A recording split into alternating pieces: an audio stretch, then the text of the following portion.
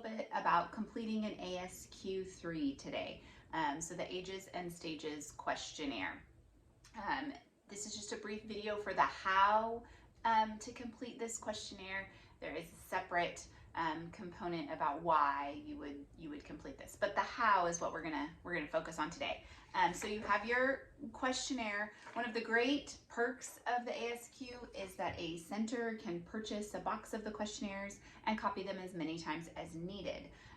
So if you start working on one and you're just not feeling comfortable like you're doing right, you can throw it away and start over. So you have a copy of the ASQ questionnaire. You're making sure that you have the correct age.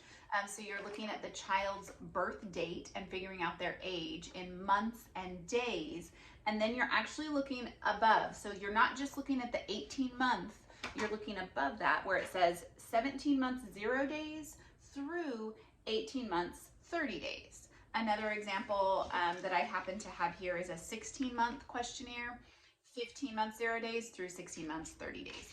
So you're looking at that specific birth date to determine which questionnaire you're completing.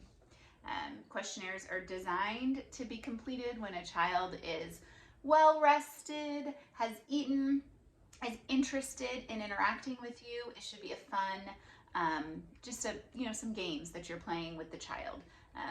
Truly the best or highest quality ASQ3s are completed by the primary caregiver, which is usually the parent, but they're also used frequently in centers, in which case a teacher or the primary caregiver at school completes it, and ideally also talks to the parent and makes sure that their feedback is included. The parent may have seen the child complete some of these activities, which a teacher hadn't seen, and vice versa. So doing it together is also really beneficial. So again, child is interested in interacting with you and wants to play some fun games. And so you're going through, and you can have this on a clipboard with a pencil, and then you have some items accessible in the classroom that you're going to use, and you're just going through and you're marking yes. The child always does this. Sometimes, it's hit or miss. Can they string beads on a string? Yeah, they struggled, but I have seen them get a couple on there, so maybe it's a sometimes, or not yet. It's just not an activity you have seen the child accomplish yet. So you're going through each question and you're marking yes, sometimes, or not yet. Really simply through all the pages. Some questions will ask for examples, and you will want to make sure that you include examples.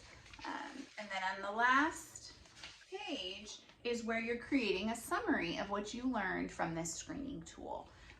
And so you're going back here and you're assigning points to each question. Now, they have really tried to make this a culturally acceptable tool, but it is not for every culture.